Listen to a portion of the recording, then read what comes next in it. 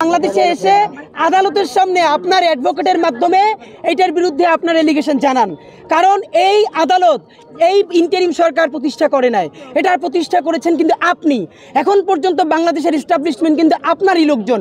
সুতরাং আপনার ভয় কিসের? আপনি যদি মনে করেন আপনি মাজলুম, আমরা তো জালেম হয়ে উঠতে চাই না, আমরা আমাদের শত্রুর সাথেও ইনসাফ চাই। আপনি আসেন, আপনি আদালতে কথা বলেন, আপনি সুপ্রিম কোর্টে গিয়ে অ্যাপিল করেন এবং আপনি লড়াই করেন। দেখেন বাংলাদেশে এর আগেও তো সকল রাজনৈতিক দলের উপর নিপীড়ন হয়েছে না? তারা কেউ দেশ ছেড়ে পালায় নাই দিল্লিতে, তারা সবাই আদালতে লড়াই করেছে। আপনিও আসেন, লড়াই করেন। Thank you, thank you, thank you.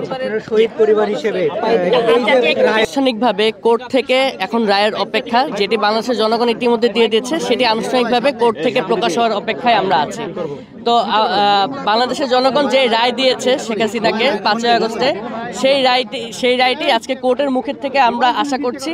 এবং শেখ হাসিনা যে অন্যায় অত্যাচার করেছে তার জন্য তাকে একবার না 1000বারও যদি মৃত্যুদণ্ড দেওয়া হয়, সেটি শেখ হাসিনার যে অন্যায় অত্যাচার আছে তার জন্য কম হয়ে যায়।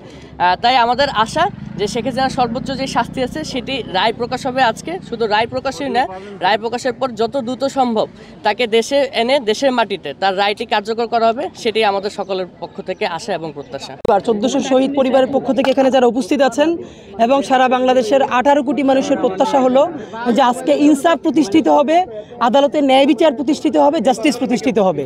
আর আমরা দৃঢ়ভাবে প্রত্যাশা করি যদি আজকে ইনসাফ প্রতিষ্ঠিত হয়, ন্যায় বিচার প্রতিষ্ঠিত হয়, তাহলে ফ্যাসিস্ট খুনি হাসিনার সর্বোচ্চ শাস্তির বাইরে যাওয়ার আর তো কোনো সুযোগ নাই। কারণ যে গণহত্যাটা হয়েছে এটা আমাদের চোখের সামনে মাত্র 1 বছর আগে হয়েছে। হেলিকপ্টার থেকে গুলি করে 6 বছরের শিশুর বুক ঝাঁঝরা করে দেওয়া হয়েছে, মস্তিষ্ক উড়ে গেছে মানুষের। আপনার আমি এই কথাগুলো এখন এভাবে বলছি না, কারণ আমার পাশে যারা শহীদ পরিবার আছেন ওনারা এখন এমনভাবে ট্রমাটাইজ যেগুলো ওনারা নিতে পারবেন না। এমন কোনোভাবে হত্যার প্যাটার্ন নাই যে লাশ জ্বালিয়ে দেওয়া হয়েছে চোখের সামনে মানুষের। সুতরাং আজকে যদি আদালত সেই ইনসাফ প্রতিষ্ঠা করতে পারে তাহলে শুধু বাংলাদেশের না, পৃথিবীর বুকে বাংলাদেশের আদালত সেই নজির স্থাপন করতে পারবে। পৃথিবীর কোনো ক্ষমতাশালী, কোনো অটোক্র্যাট, কোনো স্বৈরাচার, কোনো ফ্যাসিস্ট আইনের ঊর্ধ্বে নয়।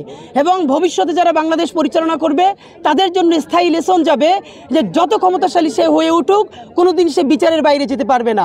আমরা দৃঢ়ভাবে প্রত্যাশা করি তার সর্বোচ্চ শাস্তি বাংলাদেশে আজকে আদালত রায় দিবে এবং অতি দ্রুত সময়ের মধ্যে সেটা কার্যকর করবে।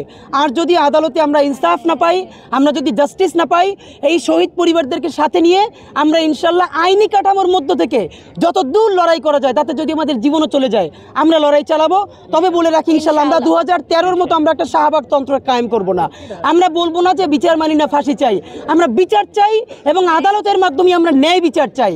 যতক্ষণ না পর্যন্ত ইনসাফ প্রতিষ্ঠিত হবে ততক্ষণ পর্যন্ত আইনি কাঠামোতে এবং রাজপথে আমাদের প্যারালাল আন্দোলন চলবে। ইনসাফ জিন্দাবাদ, ইনকিলাব জিন্দাবাদ। Thank you. আদালতকে বলতে চাই না যে আপনি ফাঁসি দিন বা যাবজ্জীবন কারাদণ্ড দিন। আমরা আদালতের রায়টি পর্যবেক্ষণ করেছি দিনের পর দিন, মাসের পর মাস ধরে আদালত কোন প্রক্রিয়ায় কাজ করছে সেই প্রক্রিয়াগুলো আমরা খুব কাছ থেকে দেখেছি। আমাদের কাছে এখন পর্যন্ত মনে হয়েছে শতভাগ স্বচ্ছতার মাধ্যমে বিচার প্রক্রিয়া এগিয়েছে। এমনকি আপনি দেখেছেন খুনি হাসিনার যিনি আইনজীবী তিনিও তার মতের কথাগুলো কিন্তু আদালতে তিনি কিন্তু উপস্থাপন করেছেন, আপনারা দেখেছেন। এবং সেখানে কিন্তু রাষ্ট্র কোনো বাধা প্রয়োগ করে নাই। তো সেই ক্ষেত্রে আমরা মনে করি খুনি হাসিনার আদালত যে রায় দিবে খুনি হাসিনাকে, সেই রায়ে ন্যায় বিচারের প্রতিফলন ঘটবে।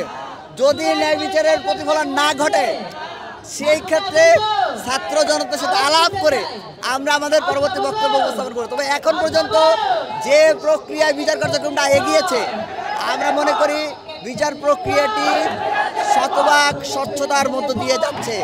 আমরা ট্রাইব্যুনালের প্রতি এখন পর্যন্ত ভরসা রাখতে চাই। আমরা আশা করি ভরসা রাখতে হবে। খুনি হাসিনা গত 15-16 বছর যাবৎ যত পরিমাণ খুন করেছে, প্রায় 15 থেকে 20,000 মানুষ শুধু করে গুলি করেই মেরেছে, হাজার হাজার মানুষকে গুম করেছে, খুন করেছে, লক্ষ লক্ষ মানুষকে বন্ধুত্ব বরণ করেছে। সুতরাং এই বন্ধুত্ব বরণকারী শহীদদের রক্তের সাথে ইনসাফ যদি করতে হয় তাহলে খুনি হাসিনাকে যদি মৃত্যুদণ্ড দিয়ে জীবিত করা হয়, আবার মৃত্যুদণ্ড দেওয়া হয়, আবার জীবিত করা হয়, আবার মৃত্যুদণ্ড দেওয়া হয়, এরকম যদি 1000বার মৃত্যুদণ্ড কার্যকর করা হয় তাহলেও খুনি হাসিনার যে অপরাধ সেই অপরাধের প্রায়শ্চিত্ত হবে না।